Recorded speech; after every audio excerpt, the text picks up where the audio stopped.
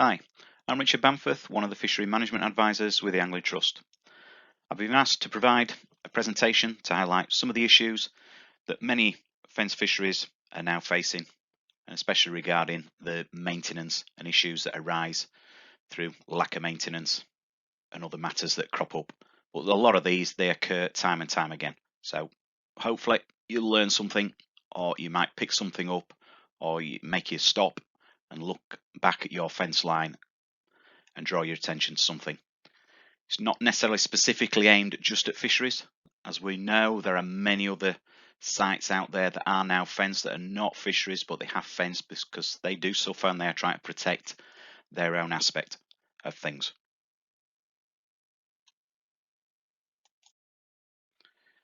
Nobody wants to arrive at the fishery, pool, private syndicated water to find this. Time and time again, I get told, it doesn't matter, Richard, when we haven't got problems, we're not seeing anything, we're not seeing any dead carcasses in the water. Please don't wait until that moment in time when you do rock up and you find this. You need to be checking your fence on a regular basis. I know so many places are doing out there, but unfortunately there's a good number that are not checking, and the first thing that they find is a dead fish, and then they're wondering what's gone wrong. This one is actually taken from a non-fishery site, but this was the fish that the lady in question came out to find on one morning. She was absolutely distraught. So it swings both ways for people. Generally speaking, the still waters see most of the predation pressure through the autumnal winter months. I say generally, and I use that term very loosely, but a lot of people know that they do suffer more through the cooler winter months. Why? You've got young otters that are ranging, trying to find the new territories. You've got rivers that are more prone to flooding. Then still waters, the water temperature drops and the fish become more torpid in their state and far easier prey and pickings. I'm just going to point out one important thing here to stress that the images you're going to see and that we're going to go through, this is absolutely no reflection on those particular fisheries. And it's not me trying to be clever, arrogant in any which way. I'm simply highlighting these points so hopefully you don't suffer the same as unfortunately these places have. Nobody's perfect, and we can all learn, and hopefully we'll pick something up along the way to avoid something like this happening to you. Again, another final point before we start, the choice of materials and design. Try not to laugh, try not to mock some of the images that you might see, because often it is determined by the funds that's available to these clubs in question. It might be their personal preference, it might be the nature of the terrain, and in some cases they might have had to take in aesthetic considerations, and they might have had other restrictions imposed on them by third parties who didn't want them to erect, let's call it the all singing, all dancing security fence that's familiar on a number of sites. So let's start by looking at electric fences. On the left here, we've got a single strand. Don't laugh, but the gentleman in question here was adamant that this had just done the job for him. It was two very small pools, strung this round, and he had not suffered a single problem for, I think now, the last couple of years. Alternatively, it might be multiple strands of electric wire that works for your fishery, or doesn't, as the case may be. And the final image is what I'd more likely refer to as an emergency that you'd go to, and that's the electric stock netting. It could be that it's a low barrier fence, image on the left, and then with an array of 4 electric wires above that. Image in the middle, it might just be a barrier fence that you've tacked on to an existing stock fence, put in a simple 1-strand electric wire, and then you'll notice that on the left they've then got a single strand of barbed wire, and that's purely and simply to stop any livestock from damaging the fence itself. Or you go to a more bespoke otter fencing product on the right, skirted or dug in, and then that's got the addition of 3-4 electric scare wires. But none of those fences we've seen before are any good if you've got vegetation which is causing them to short out. Okay, time and time again, you'll see it, you'll hear it. The electric wires are shorting out. They're no good. It may be when you've got a very low barrier fence, as in the case here, that you've then got a gap far too big between the top of the barrier fence and the first scare wire, and bang, your otter is going to be in there, probably without even touching that scare wire. Here we see an array of wires, possibly too far away from the actual barrier fence. An otter puts any weight onto that barrier fence, the fence will bulge inwards and the otter will be over there before it even gets touched. And the final image here, we have a multitude of sins going on. We've got a low barrier fence. We've got multiple electric wires which are undoubtedly shorting out on the vegetation. And then we see the hole going in underneath the actual electric wire, and that does come out just to the left on the inside of that fence. I hasten to add that this is a fishery that is currently refencing with a more robust style of fencing. Weak points. These can occur where you've got, it might be a gate, it might be a fence, or it might be a wall which adjoins your particular style of fence. Here we've got some insulation. The farmer has very kindly put that insulation pipe over the end of the gate, so he's not causing any problems for the electric wires there and shorting them out. Only to find that the otter it would appear to be using the gate, climbing up to circumvent the electric wires. You can see there what I'm assuming to be the claw marks as it's gone up and over that wire. The fishery here didn't have a camera on, but it would have been really interesting to have actually done that, but that's what we're assuming here. Then many sites, you'll all be familiar with this one, that use hexagonal, chicken, rabbit mesh, however you want to refer to it. Overhang at the top, then either dug in at the base or skirted out at the bottom. And for many sites, this has proved adequate year on year. But unfortunately, for other sites, you do find them where holes are more readily and easily punched through the fences at ground level, such as here. Okay, the bottom one, yes, may well have been a badger that's gone through there, but then it's not beyond the realms of imagination. You can see an otter would quite easily and readily use that gap. Another problem with this sort of mesh, it is generally a lot thinner. You'll be aware of that, and at ground level it does corrode far easier than most other mesh side sorts, especially when it's in damp conditions. And then the image on the right, you can clearly see a well-worn path coming out of a ditch in the background, along the path, through a hole in the fence and into the fishery.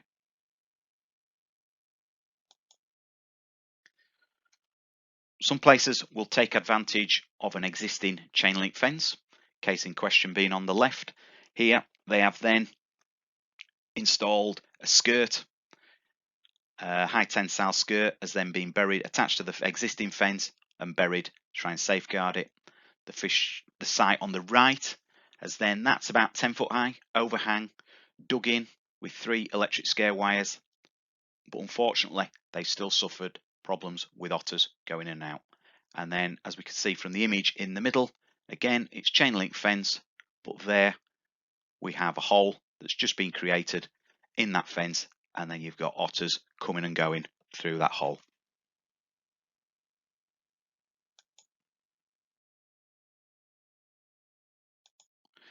Some sites, again, they use an existing security fence that's in place.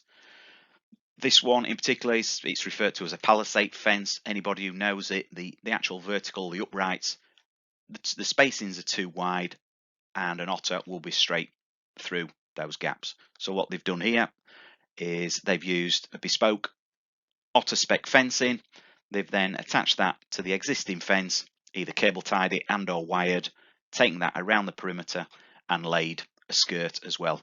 Hasten to add, this is work in progress and the skirt was subsequently covered up. We've then got another sort of security fence. It might be here, it might be a V, what's called a V panel. But again, you'll notice they've used an existing fence, and then the club here, what they've had to do is attach a skirt to the bottom just to cover that gap up at ground level. And it's been covered over with soil and turf. A little bit there, season after, it's then grown through, knitted in. Hopefully that safeguards that fishery, but at the same time the fishery's taking advantage of an existing fence. Here I've got to say it's not the most aesthetically pleasing. I've seen it on a few sites where they've used what's referred to as Harris panels, but unfortunately the actual wire on a Harris panel fence is very pliable. They will splay, and especially at ground level they are prone to bending and they are prone to snapping off. And in the middle there you can see one of the wires has clearly snapped off, and that's nothing then for an otter to find that gap and be in and out.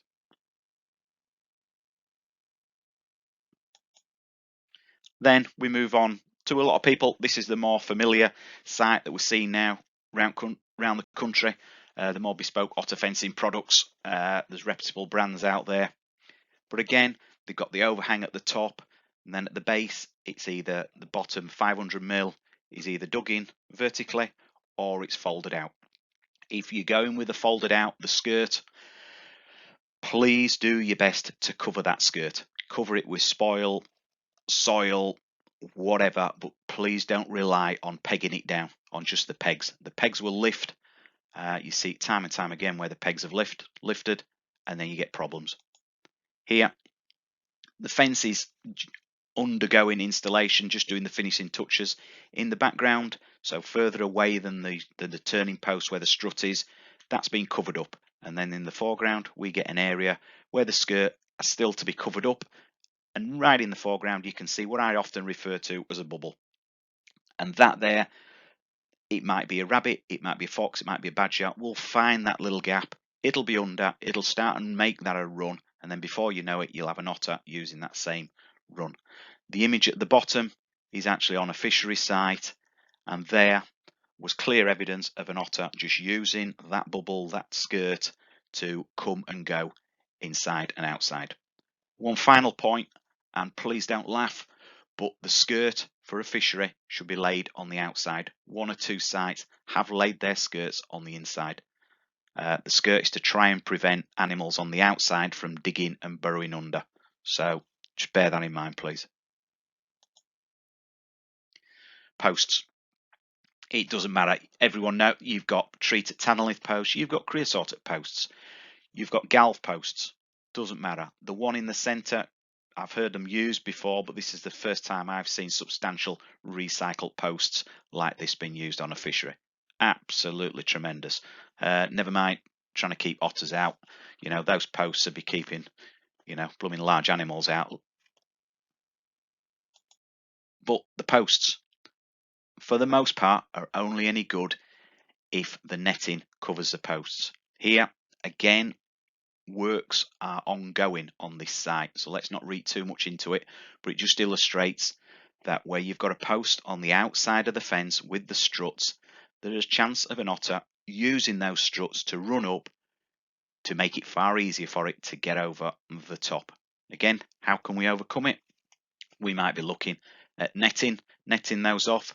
So you guys out there will know contractors that will net those situations off, or it might be that they'll use anti-cat scratching strips, similar to carpet gripper rods, just up the struts, trying to prevent things like that from happening. As I was told many years ago, if you can, and I know I fully appreciate it's all relative to the size of a human fist, but if you can fit your fist through a hole, the likelihood is an otter will follow that gap. No more is the case than if that gap is at ground level, as can be illustrated here. 2 points there.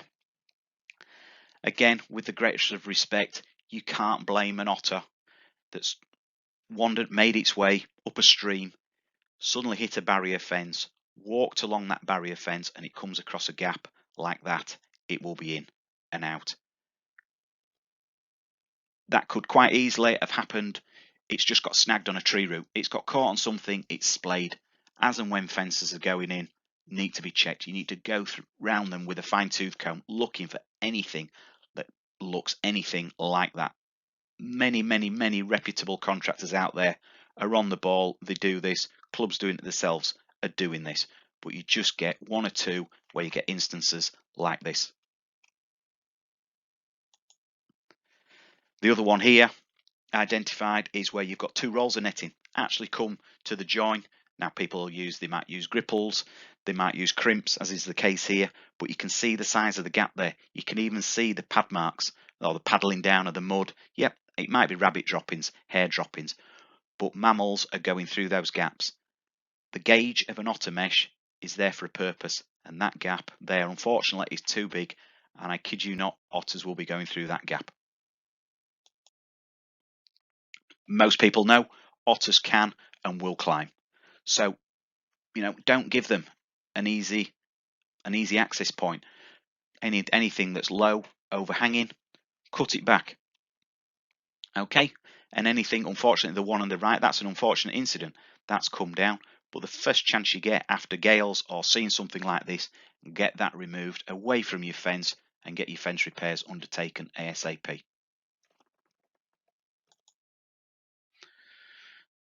Right, let's think about checking a fence. What's easy? What makes things easier? I think most people could wander around this particular site. You could go around there in your carpet slippers. Yeah. And you can check the base of the fence. You can look for any damage. That's easy. Yeah. Compare it, unfortunately, to this site. Somewhere behind there is an otter fence. How on earth do you start to check that and looking for what might just be a hole created by a badger digging in, but would subsequently get followed possibly by an otter? You can't. You've got to make a route so your fences can be checked on a regular basis. Okay? And before you jump to the use of, please do not use a brush cutter. Tri-bladed blades on a brush cutter.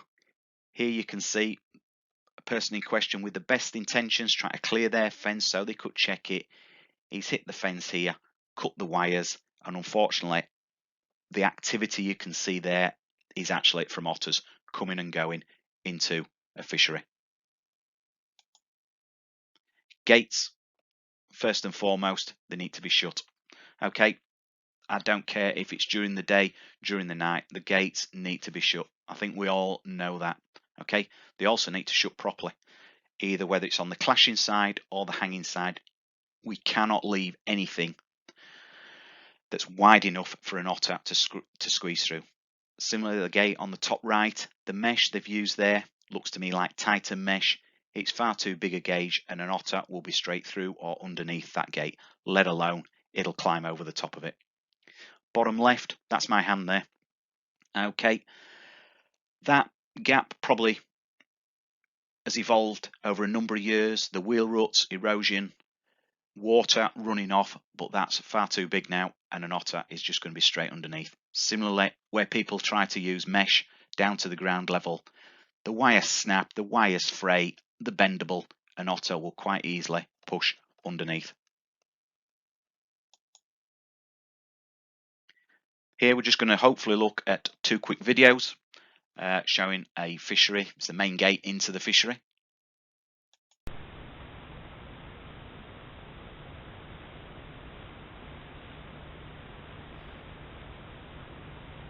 There, just see two rabbits on an evening going happily, going under fishery. Unfortunately,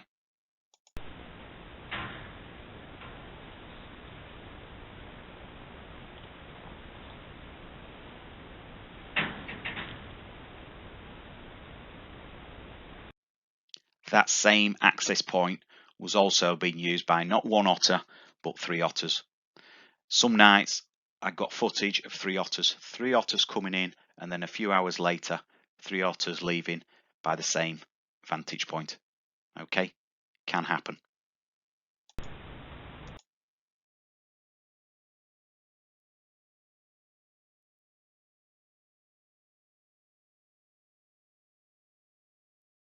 So what can we do?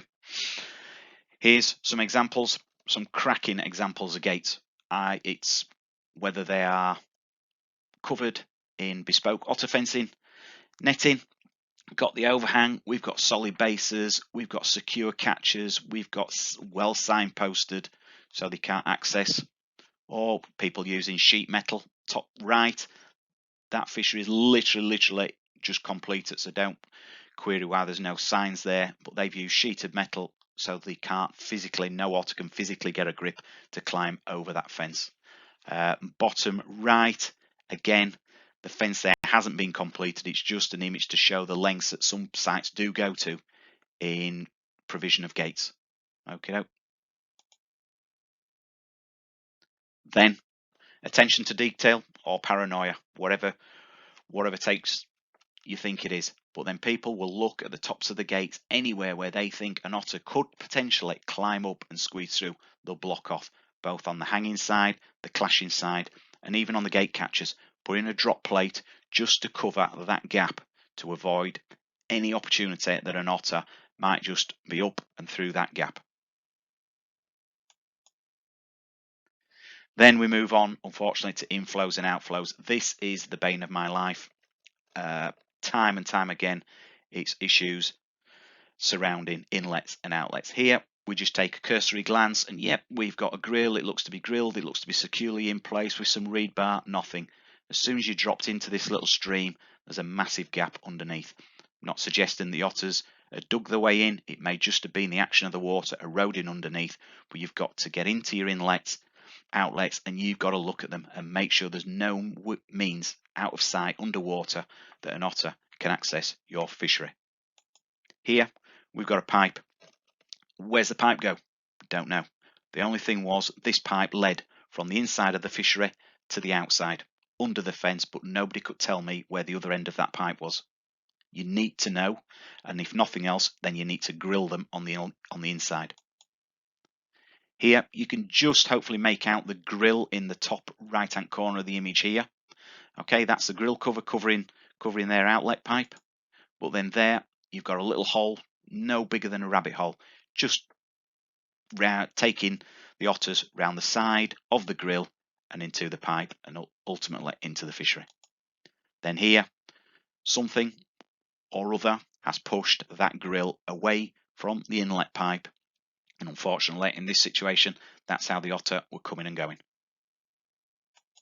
And finally, for now, just to show you the extent that some otters will go to, here we've got two bars bent out on the sluice. This is actually the third and fourth bars that were bent here. The first two bars have been replaced, and this is a few nights later back, bars bent, trying to get back in, or actually getting back in as the case was here. Here, just again, another quick video. Reports of otters inside a fishery. It was found that, the weak point was found. It was the outflow. A quick remedy on the day was just literally throw in some Harris blocks, weight down the mesh in the bottom, stop the otters coming and going until we can get around to a proper outflow arrangement. But it did the job, and this was, I believe, the night after.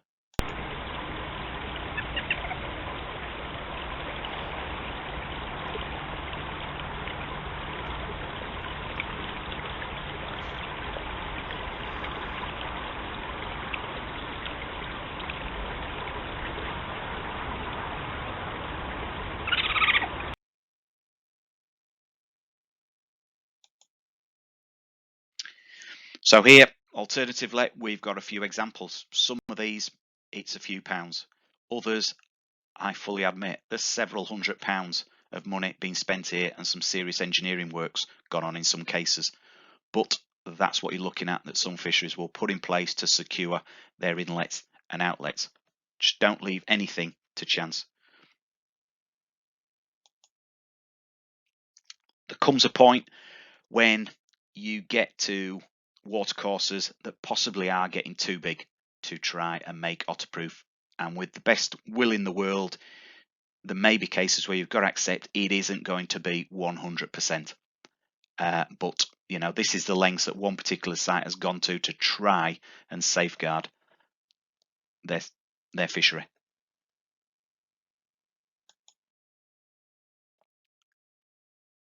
Then we move on to the activities of other mammals, which might then create an opening for an otter to follow. The image here is badger activity. Badgers coming and going, digging underneath. I know there's no active prints there, but that was literally after a fall of rain, so everything's got washed off. But other evidence leading to and from there clearly indicates that that's badger activity. And it doesn't take a lot then for a badger to be walking the boundary fence, finding that gap and following it under.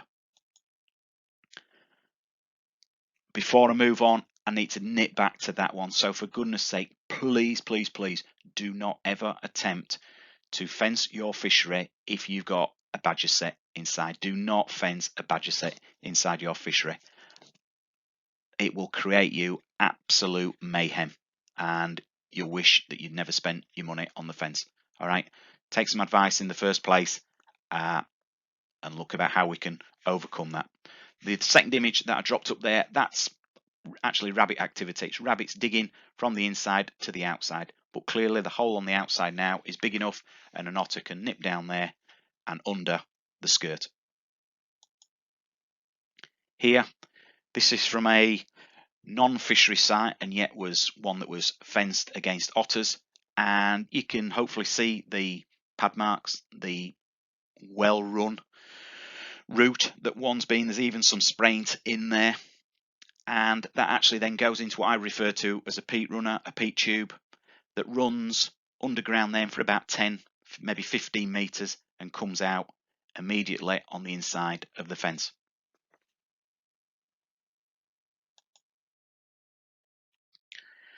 Titan mesh. Some people out there will have never heard of it. They'll not be familiar of it. Other people will be.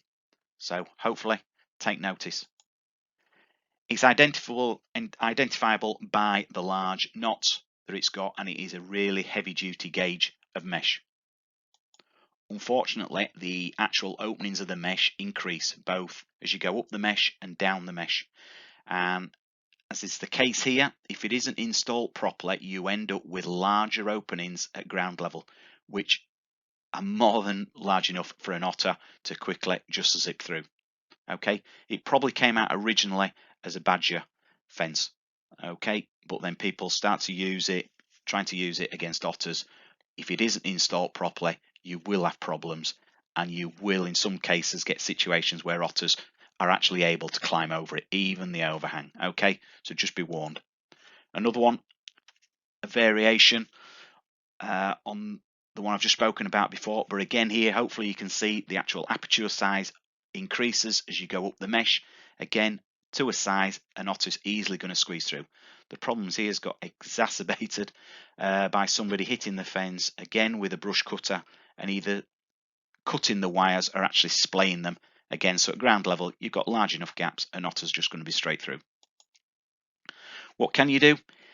It might be a quick and easy fix is just to attach some more netting over the top. It might be using hexagonal rabbit chicken mesh, or it might be using, as is the case in the bottom right, of more bespoke otter netting, just cladding over the top to reduce the size of the openings. Nearly there now. Trail cameras. I know an awful lot of places that have already got these. They are worth the weight in gold. Tell you an awful lot about what's going on around your fishery, comings and goings. When you're not looking for otters, you can be checking your car park. You can be checking for other activities of individuals. Okay, absolutely fantastic piece of kit. What I would say is if you've got a problem on your fishery and you find an avenue where you think otters are coming and going, don't be in too much of a hurry to block off that gap.